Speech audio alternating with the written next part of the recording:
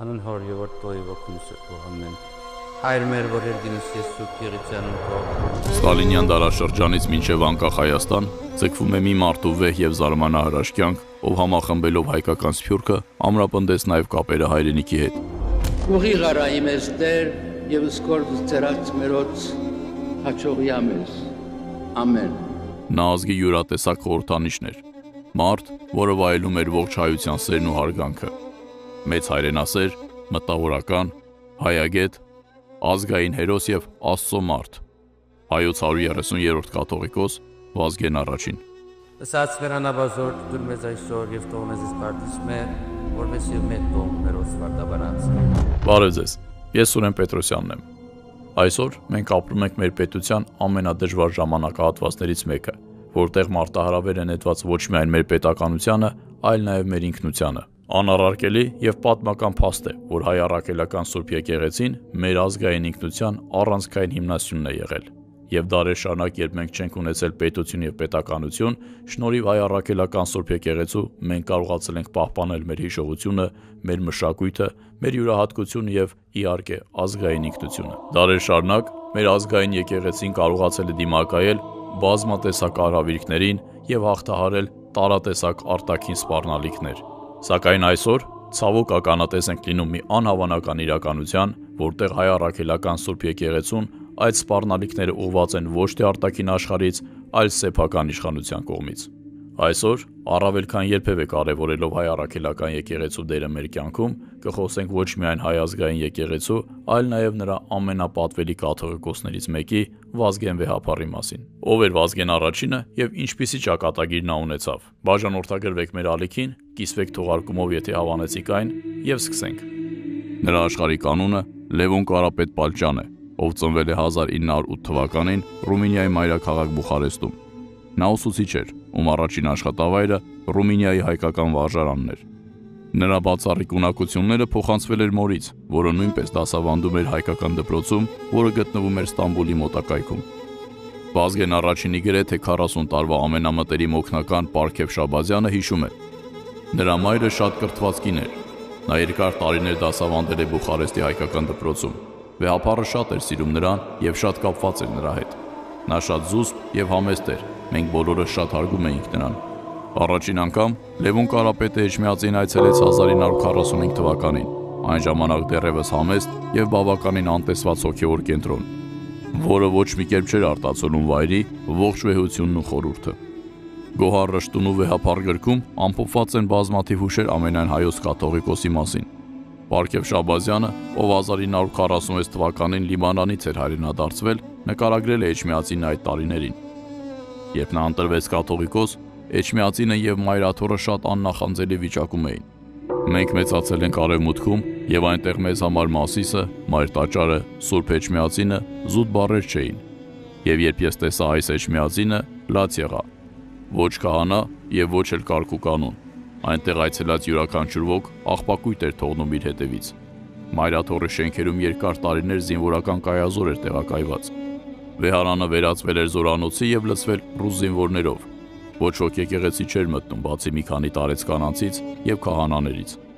10 տարի անց 1955 թվականին Սուրբ Էջմիածնում Լևոն Կարապետը դարձավ ամենայն հայոց 130-րդ կաթողիկոս, վերցնելով Վազգեն առաջին անունը։ Նրան վիճակված էր ճաշակել ազգային հաղթանակի բերկրանքը, Հայաստանի Հանրապետության անկախություն եւ Արցախի ազատագրում։ Ամենայն հայոց կաթողիկոս Գևորգ 6-րդի մահից հետո խորհրդային իշխանությունները նրան առաջարկեցին մասնակցել նոր կաթողիկոսի ընտրություններին։ Նա սկզբում հրաժարվեց։ Խորհրդային իշխանությունների համար նա լավագույն տարբերակն էր, քանի որ սերում էր ուսուցիչների ընտանիքից եւ ավելի շատ տեղավորվում էր ուսուցչի կերպարում, քան հոգեվորականի, որը ի տարբերություն այլ տեխնացուների համապատասխանում էր խորհրդային գաղափարախոսությանը։ Սակայն որոշ ժամանակ անց նա տվեց իր համաձայնությունը միայն մեկ պայմանով. ընտրվելու դեպքում նրան հնարավորություն պետք է տրվեր կարգի բերել եկեղեցին։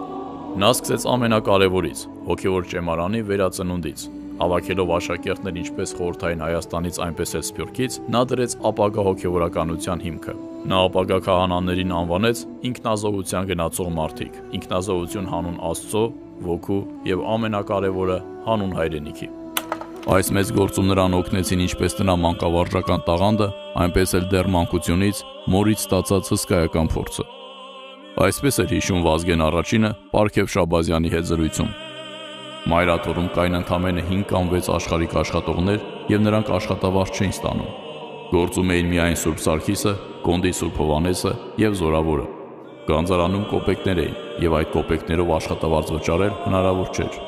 Ռուս պատրիարք Ալեքսեյը 500,000 ռուբլի, կես միլիոն պարկ տվեց, և ես դրանք շատ խնայողաբար ծախսեցի։ Գլխավոր հաշվապահ վարձեցի, ավտոբուս գնեցի, որը աշխատողներին տանում էր Էջմիածին և ետ բերում։ Ես դիմեցի Սփյուռքում ապրող հարուստ հայերին, հայտնի բարերարներին, նրանց ներկայացրեցի անհրաժեշտ շինարարական աշխատանքների տարբեր ծրագրեր։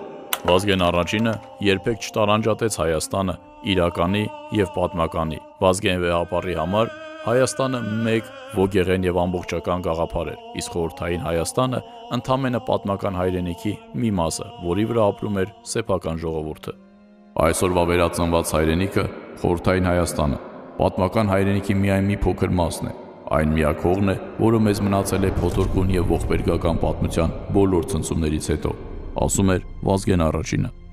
Հետևաբար ազգային գերագույն ձգտումը պետք է լինի հայերի թվի աճը սեփական հողում։ Մենք չենք կարող հանդուրժել այն փաստը, որ մեր հողում հայերի թիվը կրկին նվազում է։ Սա հակազգային է, հակահայ արարք է, որ մենք ոչ մի կերպ չենք արդարացնում։ Այս մոտեցումը դրսևորվում էր նաև հստակ գործողություններում։ 1960-ականների վերջին և 1970-ականների սկզբին, երբ մի քանի հոգևորականներ օգտվելով ԽՍՀՄ-ի ձնհալի ժամանակաշրջանից առանց համաձայնության փորձեցին մեկնել արտասահման, Վազգեն առաջինը հավաքեց նրանց և ասաց. «Դուք ձեռնադրված եք և երդվել եք ծառայել հայ եկեղեցում, իսկ հիմա առանց իմ գիտության մտադիր եք մեկնել և նույնիսկ լքել հայրենիքը։ Եթե չհրաժարվեք ձեր որոշումից, ես ստիպված կլինեմ ձեզ կարգալույծ անել»։ Նա արտասահմանում բոլորին տեղեկացրեց, որ այս քահանաները հեռացվել են և այլևս չեն կարող ծառայել եկեղեցուն։ Այնուհետև նա բոլորին հավաքելով վեհարանում ազդեցիկ ելույթ ունեցավ։ Բոլորը կարող են ազատ ապրել ցանկացած երկրում։ Ես ժողովրդավար վերաբերմունք ունեմ այդ հարցին։ Բոլորը բացի հայերից։ Այս ժողովուրդը տեսել և վերապրել է ցեղասպանություն։ Հիմա մենք ունենք հայրենիք և միայն հայերը իրավունք չունեն հեռանալ այստեղից։ Դա հավասարազոր է դավաճանության։ Վազգեն առաջինը ոչ միայն ուսուցիչ էր, այլ նաև հայ հոգևոր և մշակութային ժառանգության պաշտպան, ինչպես նաև շինարար։ Ինչպիսի հոգատարությամբ և սիրով էր նա փորձում վերականգնել Հայաստանի տարածքում գտնվող յուրաքանչյուր հուշարձան և հոգևոր տաճար։ Կանխատեսելով հարևան երկրներում պատմամշակութային արժեքների ճակատագիրը և դրանց սպառնացող վտանգը, Վազգեն առաջինը հանձնարարեց անվանի հայ նկարիչ Գրիգոր Խանջյանին անօրինական կերպով խաչքարերը դուրս բերել Նախիջևանից։ Սա բարդ և ծավալուն գործողություն էր հսկայական ռիսկերով, որը քաջ գիտակցում էին և կաթողիկոսը, և Գրիգոր Խանջյանը։ Ինչպես հիշում էր Պարքև Շաբազյանը, սա պարզապես գործողություն չէր, այլ իրականում արտահայտում էր Վազգեն Վեհապարի վերաբերմունքը սեփական ժողովրդին, պատմությանը, ինքնությանը և բնականաբար մշակույթին։ Այսօր, երբ ջուղայի խաչքարերը ավերված են ադրբեջանցի բարբարոսների կողմից, հատկապես կարևոր է գիտակցել Վազգեն առաջինի այդ անգնահատելի ներդրումը։ Նա կանխատեսել էր այդ սրբավայրերի ճակատագիրը և ամեն ինչ արեց, որպեսզի դրանք պահպանի և փոխանցի սերունդներին։ Նրա հեռատեսությունն ու սեփական ժողովրդի նկատմամբ սերը թույլ տվեցին փրկել մեր պատմության մի մասը, որն այժմ հիշեցնում է ոչ միայն մեր ինքնությունը և մշակույթը, այլ նաև հիշեցնում է մեր ոգու ուժի և պատասխանատվության մասին։ Վազգեն առաջինը ոչ միայն հայերի հոգևոր առաջնորդն էր, այլև դիվանագետ։ 1960-ականներին նա պաշտոնական այցով եղավ Թուրքիայում, այդ դարաշրջանի համար աննախադեպ իրադարձություն, որի իրական նպատակը իր ներկայությամբ աջակցելն էր Կոստանդնուպոլսի պատրիարքի թեկնածու Շնորհ Գալուստյանին։ Ստամբուլում բազմահազար հայեր հավաքվել էին ողջունելու կաթողիկոսին։ Սա ոչ միայն դիվանագիտական քայլ էր, այլև հսկայական ներդրում քաջալերում Թուրքիայում ապրող հայերի ոգուն և հավատին։ Անհավանական է, որ ամենայն հայոց կաթողիկոսն այցելի իր ժողովրդին այն երկրում, որտեղ տեղի էր ունեցել հայոց ցեղասպանությունը, և մասնավորապես այն քաղաք, որտեղ դրվել էր այդ ամենի սկիզբը։ Այդ դարաշրջանի սովորական ստամբուլահայի համար դա իսկական հրաշք էր, և հենց Վազգեն առաջինն էր այդ հրաշքի իրագործողը։ Վազգեն առաջինի օրոք հայ եկեղեցու հեղինակությունը հասավ անասելի բարձունքների։ 1970 թվականին կաթողիկոսն այցելեց Հռոմի Պողոս 6-րդ պապին։ Վազգեն առաջինը ստացավ Վատիկան այցելելու պատմական հրավեր։ Դրան ուղեկցում էին հայ եկեղեցու 12 արքեպիսկոպոսներ եւ եպիսկոպոսներ։ Այցը տևեց 4 օր, որը աննախադեպ էր։ Դա իսկապես պատմական իրադարձություն էր, որն ընդգծում էր հայ եկեղեցու հեղինակությունն ու հարգանքը ողջ քրիստոնյա աշխարհում։ Ապրիլի 25-ին Պողոս 6-րդ Պապը Սուրբ Պետրոսի հրապարակում հավաքվածներին տեղեկացրեց ամենայն հայոց կաթողիկոս Վազգեն առաջինի այցի մասին։ Մայիսի 8-ին Սիքստինյան մատուռում տեղի ունեցավ պատմական հանդիպումը։ Վազգեն առաջինը ելույթ ունեցավ. «Մենք ձեզ մոտ եկել ենք հեռավոր աշխարհից, Սուրբ Էջմիածին քաղաքից, որտեղ դարեր առաջ ծնվել է հայ քրիստոնեական հավատը։ Մենք ձեզ մոտ ենք եկել նաև քրիստոնեական վկայության հեռավոր ժամանակներից։ Հայ եկեղեցին պահպանում է այս վկայությունները Թադեոս եւ Բարդուղեմեոս առաքյալներից, Սուրբ Գրիգոր Լուսավորչից»։ Այս այցելության շնորհիվ Վազգեն առաջինը անասելի կերպով բարձրացրեց հայ եկեղեցու եւ Սուրբ Էջմիածնի հեղինակությունը, իսկ Վատիկանի եւ Էջմիածնի միջև հարաբերությունները խորացան։ Վազգեն առաջինի օրոք լույս տեսան ամենաարժեքավոր հրատարակությունները՝ եկեղեցին եւ վանքեր, հայկական մանրանկարչություն։ Նա թանկարժեք ձեռագրեր նվիրեց Մատենադարանին, գրադարան հիմնեց Մայրաթոռում, երգեհոններ նվիրեց Ֆիլհարմոնիայի կամերային եւ մեծ դահլիճներին։ Հատկանշական է, որ Թորոս Ռոսլինի հայտնի ստեղծագործությունները միջնադարյան Հայաստանի մարգարիտները նույնպես հայտնվեցին Մատենադարանում շնորհիվ կաթողիկոսի։ Նա իր շուրջը համախմբել էր փայլուն մտավորականությանը՝ Իսահակյան, Խանջյան, Դեմիրճյան, Սիլվա-Կապուտիկյան եւ այլոք։ Ինչպես երբեք մտավորականությունը, մշակութային էլիտան եւ հոգեվորականությունը մերձեցան եւ միավորվեցին Վազգեն առաջինի շուրջ։ Սա հայկական մշակութային ծաղկման շրջան էր, որը սկսեց փայլել ամբողջ խորհրդային միությունում եւ նրա սահմաններից դուրս։ Երբ Վազգեն առաջինը դարձավ ամենայն հայոց կաթողիկոս, հայ առաքելական Սուրբ եկեղեցին գտնվում էր ամենաանմխիթար վիճակում, թուլացած եւ գրեթե մոռացության մատնված։ Բայց երբ ավարտվեց նրա երկրային կյանքը, հայ ազգային եկեղեցին ուներ ամբողջությամբ այլ կարգավիճակ եւ վերականգնված հեղինակություն ամբողջ քրիստոնեական աշխարհում։ Վազգեն վեհապարը հասցրել էր վերականգնել տասնյակ վանքեր եւ տաճարներ։ Վազգեն վեհապարը պարզապես կաթողիկոս չէր։ Նա կրկին հայ առաքելական Սուրբ եկեղեցին դարձրեց մշակույթի, հավատքի եւ ազգային միասնության առանցք։ Մի անգամ Ֆրանսիայում ճաշկերույթի ժամանակ, երբ բոլորը նրան դիմում էին «Վեհապար Տեր, վեհապար Տեր», նա պատասխանեց. «Սիրելի ժողովուրդ, վեհապար կոչումը, այսինքն ձերդ գերազանցություն, ասում էին թագավորներին, երբ մենք կորցրինք պետականությունը, այս կոչումը անցավ մեզ, կաթողիկոսներին, բայց այն ինձ համար չէ։ Վեհապարը մեր Արարատն է, եւ վեհ է, եւ փառավոր»։ Պարքև Շաբազյանը մշտապես նշում էր, որ թեպետ Վազգեն առաջինը ուներ անսահման փառք, միևնույն ժամանակ չափազանց համեստ մարդ էր։ Միևնույն ժամանակ նա նշում էր. «Ես կառանձնացնեմ 3 սրբություններ, որոնցով նա իր ամբողջ կյանքում առաջնորդվում էր. հայոց եկեղեցին, հայրենիքը եւ իր ժողովուրդը։ Նա այս սրբություններին ծառայելով տվեց ամեն ինչ, նվիրվելով անմնացորդ։ Վազգեն առաջինը իր անթերի հեղինակությունն օգտագործում էր Սփյուռքում ապրող հայերի միավորման համար։ Նա նպաստում էր թեմերի վերականգնմանը եւ նոր եկեղեցիների կառուցմանը, որոնք կծառայեին հայերի միասնությանը եւ կօգնեին հայկական ինքնության պահպանմանը հայրենիքից դուրս։